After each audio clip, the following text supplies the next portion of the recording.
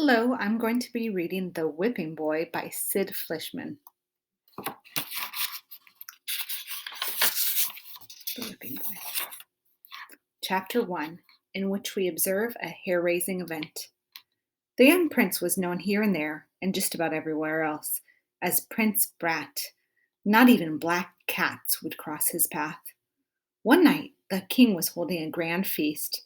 Sneaking around behind the lords and ladies, Prince Brat tied their powdered wigs to the backs of their oak chairs. Then he hid behind a footman to wait. When the guests stood up to toast their king, their wigs came flying off. The lords clasped their bare hands as if they'd been scalped. The ladies shrieked. Prince Brat, he was never called that to his face, of course, tried to keep from laughing. He clapped both hands over his mouth, but it ripped, a cackle of ha-has and hee-hees. The king spied him, and he looked mad enough to spit ink. He gave a furious shout. "Fetch the whipping boy!"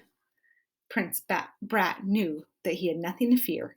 He had never been spanked in his life. He was a prince, and it was forbidden to spank, thrash, cuff, smack, or whip a prince. A common boy was kept in the castle to be punished in his place. "Fetch the whipping boy!" The king's command traveled like an echo from guard to guard up the stone stairway to a small chamber in the drafty north tower. An orphan boy named Jemmy, the son of a rat catcher, roused from his sleep. He'd been dreaming happily of his ragged but carefree life before he'd been plucked from the streets and sewers of the city to serve as royal whipping boy. A guard shook him fully awake. "On your feet, me boy!" Jemmy's eyes blazed up. "Ain't I already been whipped twice today? Gah! What's the prince done now?" "Let's not keep the great folks waiting, lad." In the main hall, the king said, 20 whacks! Defiantly biting back every yelp and cry, the whipping boy received the 20 whacks. Then the king turned to the prince. "And let that be a lesson to you." "Yes, Papa." The prince lowered his head so as to appear humbled and contrite, but all the while he was feeling a growing exasperation with his whipping boy. In the tower chamber, the prince fixed him with the scowl. "You're the worst whipping boy I ever had. How come you never bawl?" "Dunno," said Jemmy with a shrug. "A whipping boy is supposed to yell, like a stuck pig. We dress you up fancy and feed you royal, don't we? It's no fun if you don't bawl."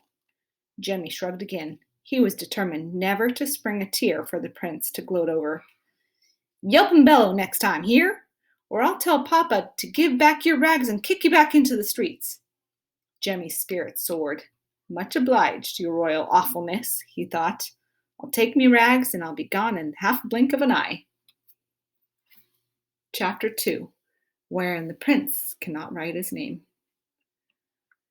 Jemmy could count on a thrashing first thing in the morning. Sure and certain, he thought, as he pulled on his fine velvet breeches and silk stockings.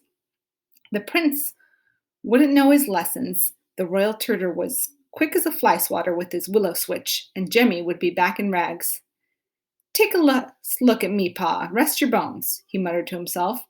"Did you ever think I'd be holed up in the king's own castle and all rigged up in duds would shame a peacock? Reckon I'll fetch a pair of sharp-toothed ferrets and go to rat-catching same as you. Same as you, Pa."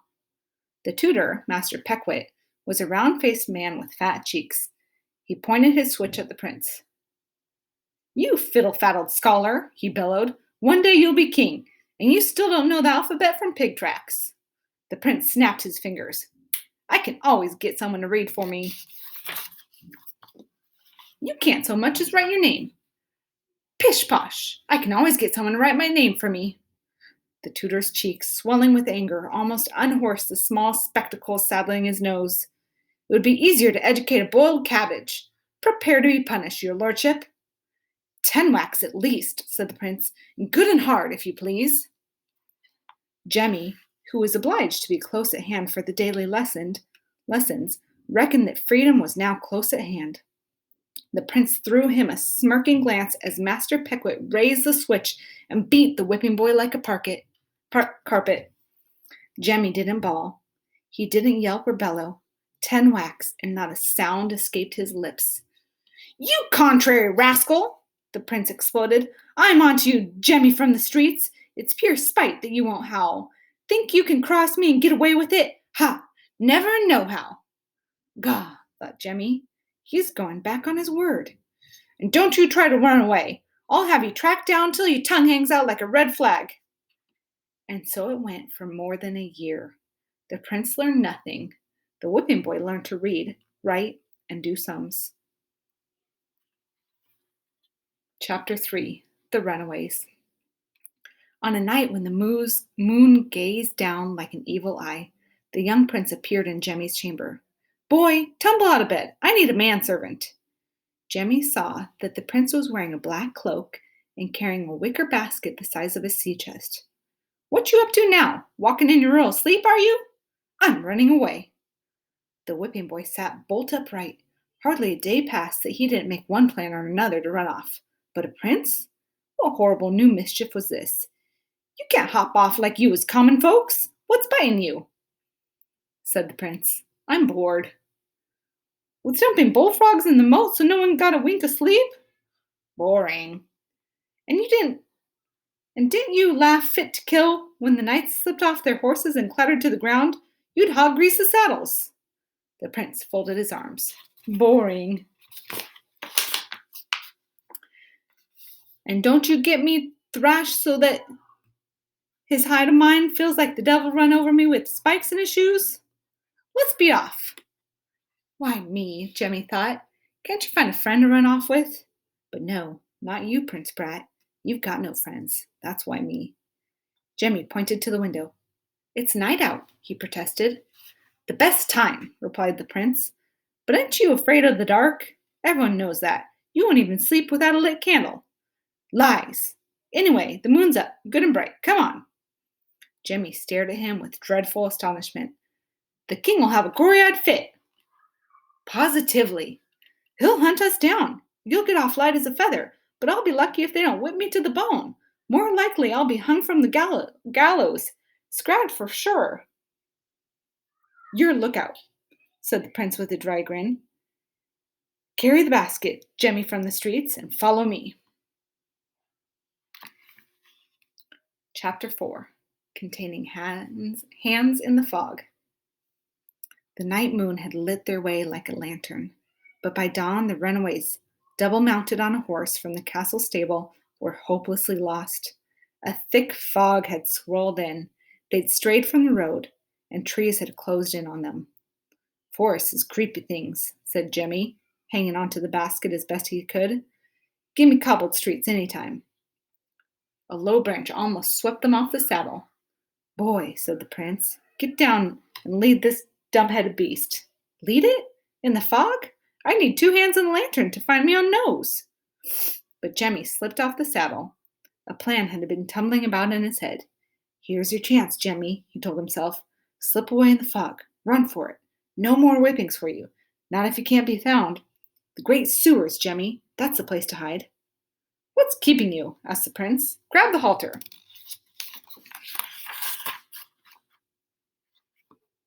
"I'm thinking." Leaves crackled under Jemmy's feet as he began to back off. His mind was made up. Once the fog cleared, he'd find the river. Hadn't his pa taught him that his way through a maze of mighty brick sewers? That's where they'd caught the fiercest rats to sell by the cageful. The dog and rat pits paid fancy prices for the best fighters, and that meant sewer rats. Who'd think to look for Jemmy under the city? Jemmy took another crackling step backward and froze. A sudden yellow glow floated in the fog. The prince burst into squawks and bellows. "Who's there? Let go! Take your hands off me, you insolent rascal!" There came a rough, booming reply. "Well, what we got here?" The glowing lantern swayed. "A noisy brat on a fine beast of a horse?" Jemmy edged closer. "A cutthroat," he thought. Like a snake striking, a ghostly hand darted through the fog and clutched his arm. A second cutthroat. Jemmy looked up and barely made out a long, bony face with hollow cheeks and a nose like a meat cleaver. "I got another, Billy," cackled the second man, shoving Jemmy forward. Chapter 5. Hold your nose, Billy, and Cutwater. Billy pulled Prince Brat from the saddle and threw him into Jemmy. Raising the lantern, the man held it close enough that Jemmy could feel the heat of the flame. Billy was a big man, he saw, big and raw as a skinned ox, and he smelled like a ton of garlic. Not much of a catch, 2 sparrows, said Billy, but ain't they trimmed up in fancy rags, Cutwater? Ain't they? Echoed the rattlebone man. Got any gold in your pockets, lads? No business of yours, snapped the prince. Ah, but so help me, it is my business, Billy said with a thunderclap of laughter. Don't you know who I am? A clod and a ruffian, declared the prince. Worse than that, corrected the big man. Ain't you never heard of Hold Your Nose, Billy? Famous he is, put in Cutwater. Put to song is Billy. Jemmy thought he remembered. Hadn't he heard ballad sellers fling that name around the streets? The exploits of Hold Your Nose something or other in verses by the yard? The highwayman, are you? The same. The murderer? Only in the line of duty, Hold Your Nose, Billy chuckled. So you won't mind if we take your horse and empty your pockets. Not a copper between us, said Jemmy. A prince didn't carry money, for he had no use for it, and Jemmy's accounts were kept on the books. What's in the basket? Piped up Cutwater. Hands off, villain, snapped Prince Brat. Don't you know who I am? Jemmy gave the prince a sudden jab of his elbow to keep his mouth shut. Not a word. But the heir to the throne raised himself to his full height. Bow to you, prince! Fog swirled around the lantern. Bow to what? Asked Cutwater. I am Prince Horace. And I'm the Grand Turnip of China, Cutwater snickered. Dim-witted villains, shouted the prince. I command you to turn us loose, or Papa will hang the pair of you in chains. Hold your trap, Jemmy thought. Don't you have a thimbleful of brains? A prince would make a fine catch for these rogues. Me friend's muddle-headed, he declared. His pa's nothing but a rat-catcher. But don't he put on airs, though. Got enough lip for 2 sets of teeth, chortled the big highwayman. Cutwater, take the lantern and fetch the horse. What do you reckon's in the basket, Billy? Plenty of time to find out. The lantern floated off. The evil-smelling Billy clutched each boy hard by the ear. Stir your legs, walk, and don't let me catch you on our turf again. Do I make myself clear? Clear as window glass, said Jemmy with a sigh of relief. If you'd be kind enough to point us toward the river, I'd be so much obliged. Billy, came a shout from Cutwater. They ain't just common sparrows. Have a look at this saddle. Hold Your Nose, Billy hung on to the boy's ears. At the horse's side, Cutwater was holding the lantern close to the saddle. Skin me alive, declared the big man in awe. That's the king's own crest. We stole it, horse and saddle, Jemmy put in desperately. Bosh, retorted Prince Brat scornfully. Didn't I tell you who I was? Bow low, you fools, and be off. But the 2 men neither bowed nor fled. Hold Your Nose, Billy threw a bushy-eyed glance at his fellow outlaw. Cutwater, what do you reckon a genuine prince on the hoof is worth? His weight in gold, at least, Billy.